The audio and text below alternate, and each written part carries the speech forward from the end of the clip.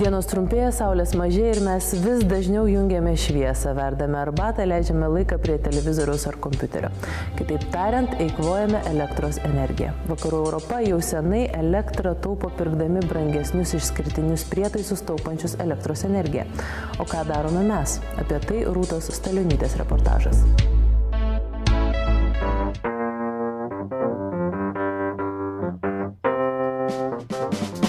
Jeigu jūsų kaimynas iš 5 aukšto sako, kad taupančios lemputė nesąmonė, nes jos prasčiau šviečia, tai ne, taip nėra. Jeigu kitas sako, aš įsisukau taupančias lemputės ir dar daugiau elektros pradėjo naudoti, tai irgi nėra priežastis, matėme tiesiai šviesiai, kad ir elektros naudojame mažiau ir apšvietimą gauname geresnį.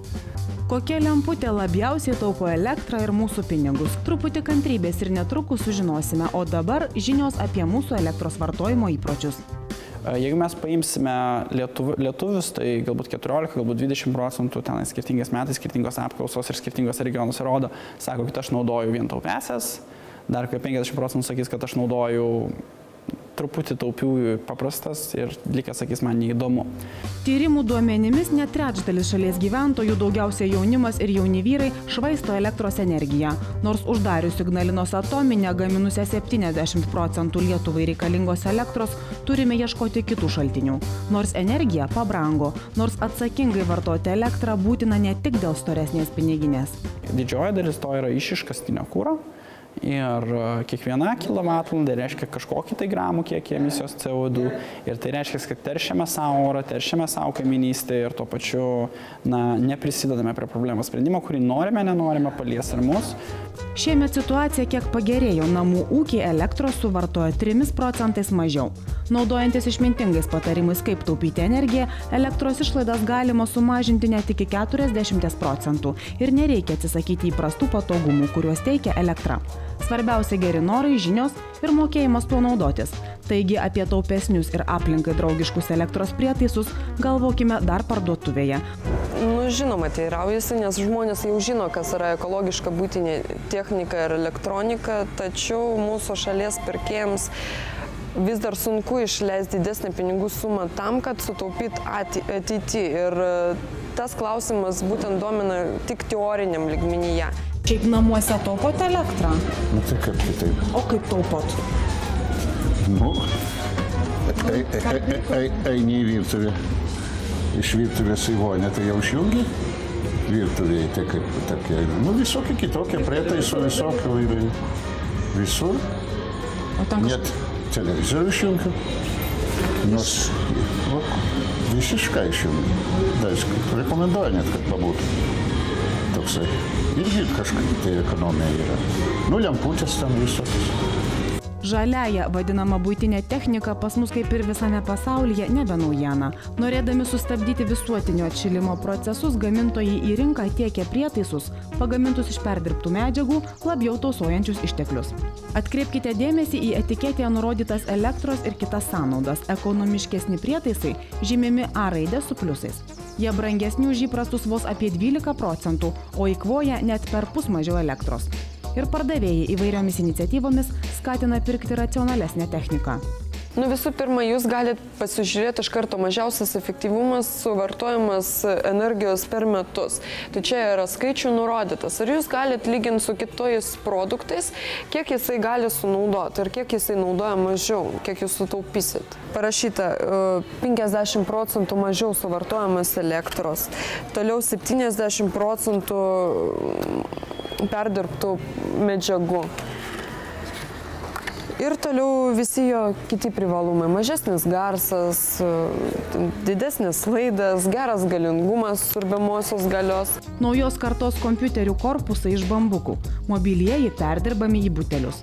Taupydamos vandenį ir elektrą, ekologiškos skalbyklės ir indaplovės pačios parenka darbo režimą. Drabužiai išplaunami per 15, indai per 20 minučių vietoj 1,5 valandos. Skalbyklės irgi būna taupios elektrai ir kur naudoja daug mažiau vandens. Tai būtent yra nurodyta, kad minus 30% elektroenergijos jūs sunaudosit.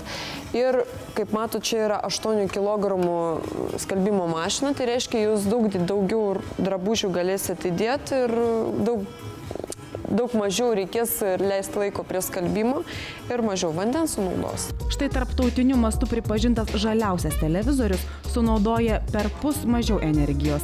Beje, įvertinus žalą gamtai, atsisakoma popierinių instrukcijų, viskas ekrane ar kitose žaliai žymimuose nuorodose. Tarkim, šitas ženkliukas parodo, kad jisai yra ekologiškas. Čia kiek procentaliai jisai sunaudoja mažiau elektros negu įprastai. Ir kiek aliuminio, tarkim, jisai turi savyje mažiau, kiek turi mažiau kenksmingų medžiagų. Racionaliai naudojant elektros energiją nereikia atsisakyti įprasto komforto, teigia elektroninė patarimų knygelė, sukurta Rytų skirstomųjų tinklų iniciatyva. Čia surašyti patarimai padės suvaldyti kilovatvalandėmis iš piniginės srūvančią energiją.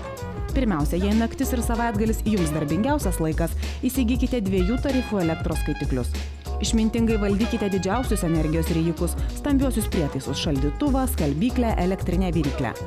Vien jie protingai naudojantis galima sutaupyti daugiau nei pusę energijos, sako Rita, neseniai namuose pradėjusi stengtis mažiau vartoti elektros. Matau, su elektrinė yra toks dalykas, kad jinai iš tikrųjų yra labai kaitri. Ir tą galima panaudoti gaminant maistą. Iš tikrųjų, jeigu žinai, kad jau, pavyzdžiui, sriuba jau užvirė ir ten reikia belieka tik į metus ten petražolių, kad jinai baigtų virti, tai tiesiog išjungi ir naudoji ant tos energijos, kuri lieka. Tai čia toks tai irgi labai, bet vėlgi čia paprastas, žiauriai paprastas dalykas, bet reikia šiek tiek pakeisti įpročius. Taip pat, jeigu, tarkim, mes sumažinam skalbyklės temperatūrą nuo 40 iki 30 laipsnių, tai kokie 20%, 30% elektros skalbimui mes galime sutaupyti. Šaldytuvas yra toks labai įdomus dalykas, nes jisai elektrą naudoja nuolatos ir nelabai priklauso nuo to, kas jame yra, bet labai priklauso nuo to, kiek jis yra apledėjęs. Tai 3 mm ledo šaldytuve reiškia 30% daugiau elektros. Šaldytuvas per metus sunaudoja tarp 200 ir kokių 600 kWh. Pinigėlis tai būtų? Pinigėlis tai būtų tarp 90 litų ir 270 litų. Tai pridėkim prie to 30% ir iš karto jaučiasi. Daug pinigų prarandate, jei budėjimo režimu paliekate vaizdo ar garso aparatūrą. Jei nesinaudojate, išjunkite juos iš tinklo. Stacionarus kompiuteris tikrai ryja daugiau elektros už nešiojamąjį. Jei vandens arbatai virsite tiek, kiek išgersite, sutaupysite taip pat nemažai. Beje, po darbų iš tinklo rekomenduojama išjungti tik didžiuosius prietaisus – skalbyklę, televizorių. Mažieji, pakrovėjas ar elektrinis arbatinukas, net ir senesni televizoriai, piniginį gal ir nepakenks. Geras antikvarinis arbatinukas jau, bet tai... Tai va, tas ir įdomu, tarkim, senas ir sako, kad ypač senas jis ten labai jau ten daug naudoja. Na va, ir turim savo ramiai.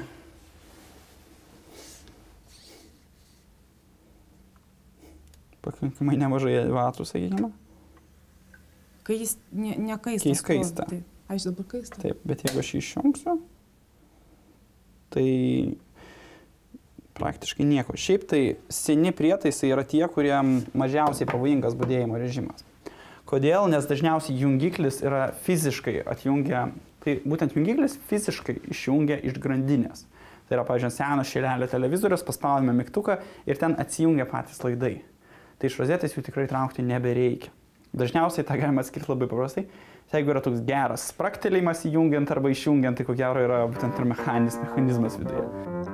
O dabar tai, kas svarbiausia apie taupiąsias lemputes. Pasak ekspertų, norintiems sutaupyti, svarbiausia teisingai pasirinkti namų apšvietimą. Bet ar taupioji lemputė tikrai eikvoja mažiau energijos ir taupo pinigus? Štai 3 75 W ekvivalentui lygios lemputės. Turime paprastą kaitrinę lemputę, turime halogeninę lemputę ir turime taupančią fluorescentinę lemputę. Iš esmės visų trijų galia yra panaši. Jeigu jas visas įjungsime, šita įsidega šiek tiek lėčiau, tačiau iš esmės ir šviečia jos visos pakankamai panašiai. Esminis dalykas tas, kad sakykime, šios lemputės, mano nuomonė, netinka niekur. Šiuo momentu gerai tinka laiptinėse ar panašiose vietose, kur dažnai junginėjame, jos taupo, šiuo atveju 30% mažiau negu paprastos lemputės, tačiau jos ir gyvena ilgiau, jos 2-3 metus jų keisti nereikia. Pirmiausia, liuksometru išmatuojame lempučių skleidžiamą šviesos stiprumą. Matome, visos šviečia beveik vienodai. Šios lemputės, kur jau matome, jau daugiau mažiau ryškiai šviečia, iš tikrųjų jos yra pačios taupiausios, tačiau dažnai gali būti neatsparios dažnam junginėjimui, ypač jeigu tai pigesnis modelis. Geriausiai tinka ten, kur ilgai uždegta šviesa svetainėje, gyvenamosiuose kambariuose, miegamajame. Bet tarkim, vonioje tualete, kur dažnai junginėjama, netinka? Na, žiūrint, kiek tai dažnai junginėjama vonioje, aš manau, kad jos tinka, sakykime. Svarbiausias dalykas, kad tai nebūtų kaip laiptinėje užsižiebimas 10 sekundžių. Nes net jeigu jos nėra atsparios dažnam junginėjimui, vis tiek 10-20 tūkstančių jungimų išjungimų jos turi suveikti, o tai yra pakankamai ilgas gyvenimo ciklas. O dabar prie stovo su lemputėmis prijungsime galios matuoklį ir matuojame kiekvienos sunaudojamą energiją. Štai taupiosios lemputės rezultatai. Tai reiškia, kad jinai įsijungimo metu, kai jinai dabar iššilinėja, jinai nenaudoja mažiau elektros.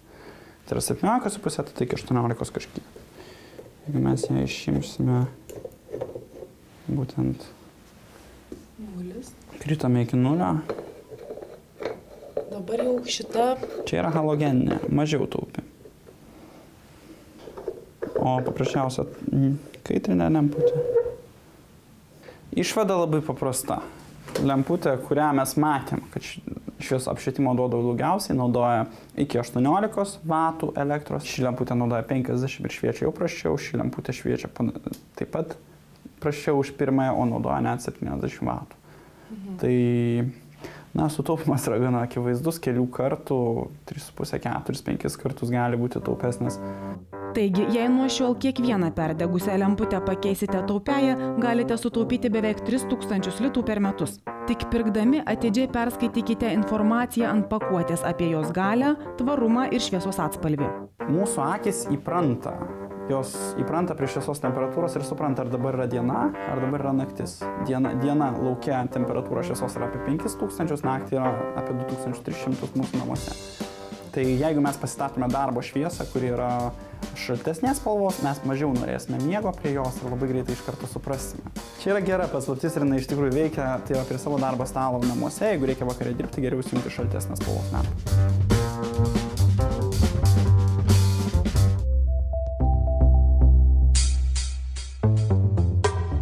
Šiandien tiek, mes lauksime jūsų dėmesio lygiai po savaitės kitą trečiadienį, o kol kas tai, ką matysite kitoje mūsų laidoje.